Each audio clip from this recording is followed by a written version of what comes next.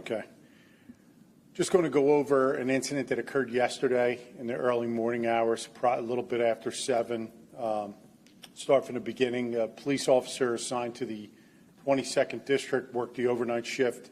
He finishes up early in the morning, goes down to his locker, takes his uniform off and puts on his plain clothes and leaves the 22nd District, located 17th of Montgomery, en route home.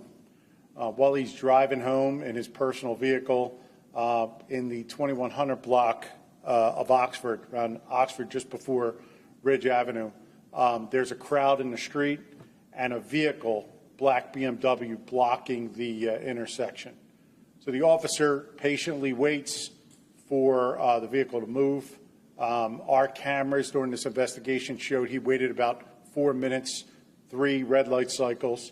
At some point, he begins to blow the horn, asking for the car to move. At some point, a female associated with that black BMW becomes involved in a verbal altercation with the officer, back and forth. And then at some point, a male that we only know by the name of Duke, and I'll describe him a little more as this progresses, approaches the car.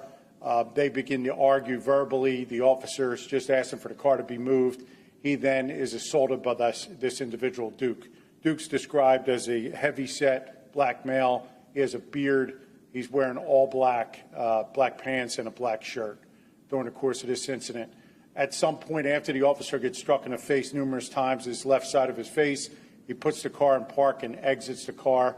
He identifies himself as a law enforcement officer, shows his wallet badge, and at that point, Duke produces a firearm. All right, he has that firearm. It's pointed near the officer.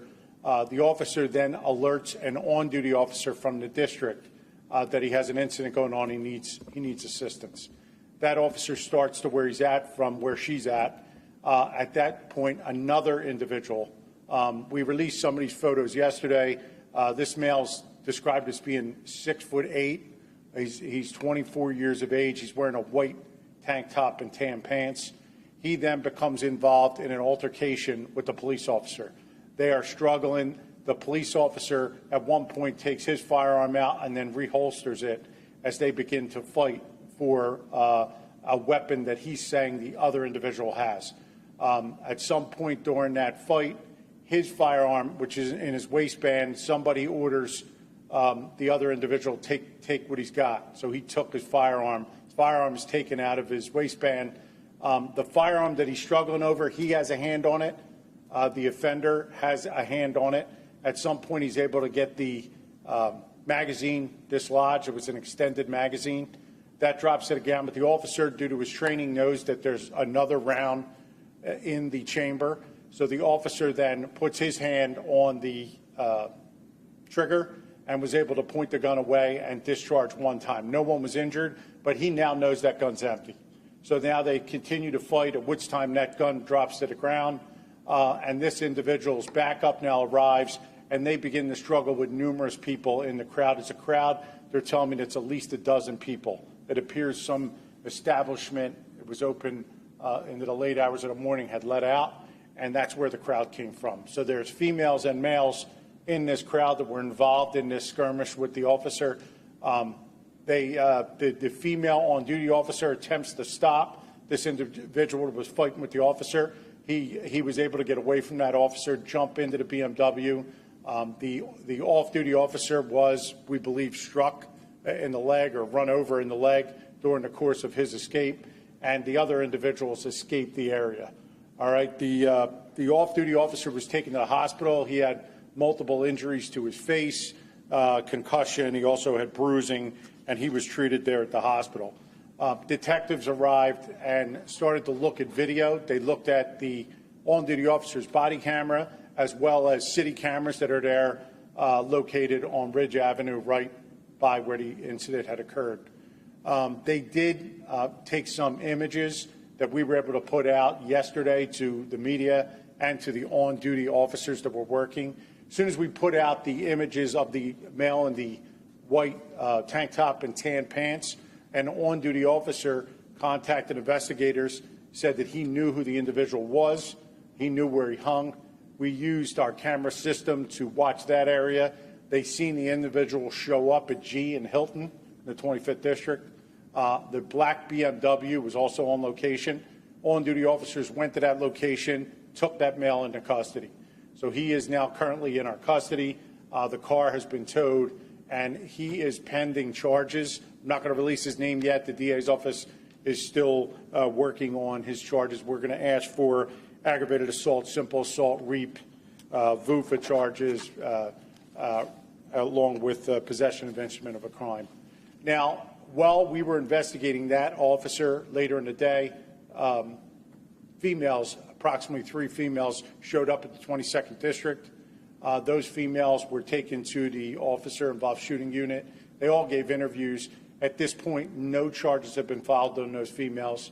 We're going to continue to investigate. We're not sure if they'll be charged or not, but at this point, no charges were filed. So we're no longer looking for the females that we released or the male in the white T-shirt. Public Affairs is going to release pictures of the individual we believe to be known as Duke. He has the black pants, black shirt. He also had a firearm, which he left that area with. We need to identify this individual and take him into custody. He's wanted for assaulting the officer as well as producing a firearm at this location. I'm not sure. The females were all in their 20s. Like I said, the individual arrested was approximately 24, and we believe that Duke could be anywhere between his mid-20s to 30s. Anybody else have any questions? How long was the officer a Philadelphia police officer? He was 8+ years. He's 42 years of age. He's been on 8+ years. Signed in the 22nd District. So the guy who was 6'8", he's the one who was arrested? He was arrested, 6'8". He was found. He was known to police. He's been taken into custody, and we'll let you know as soon as we're charged. We'll get his photo and his charges out to you. Was he the one driving the BMW? He did drive away in the BMW, so we assume that it was his. He had it later in the day when we were able to find him at G and Hill. And that's the vehicle that struck the officer? Yes.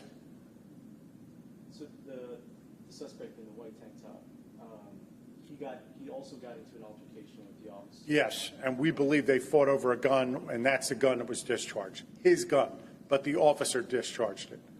Discharged it during the fight.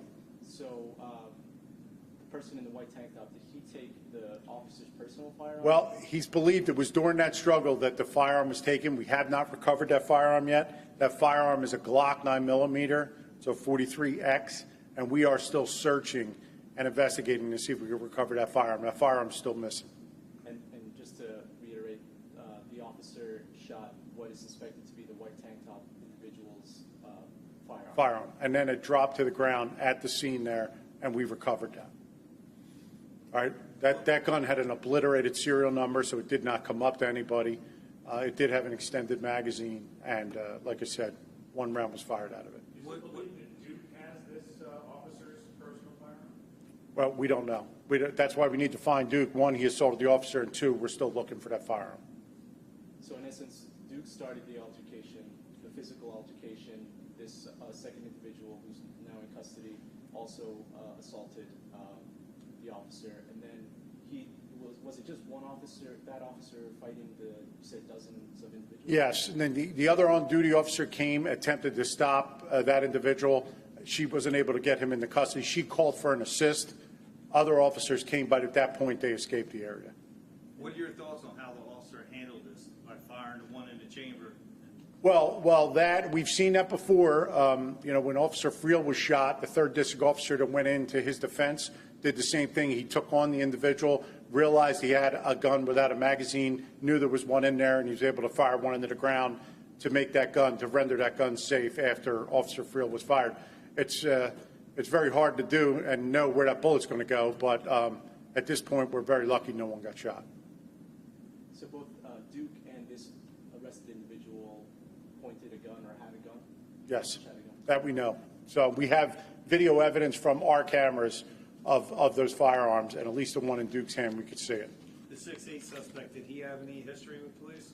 I'm not going to get into that until we name him, but he was known to police. He was known to police. Do you have an idea how long the officer's going to be on the jury?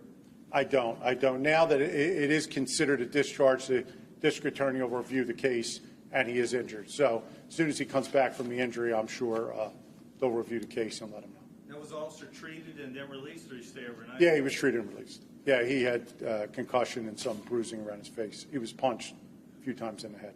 And where was he hit with the car, you said? It was the right leg was kind of run over, but I didn't hear of any major injuries from that. I know his pants showed that the car went over him. You said that was at Oxford, and what else? Where? 2100 West Oxford. It's right before Ridge Avenue, Oxford and Ridge. Okay. All right? Thanks, sir. Thank you.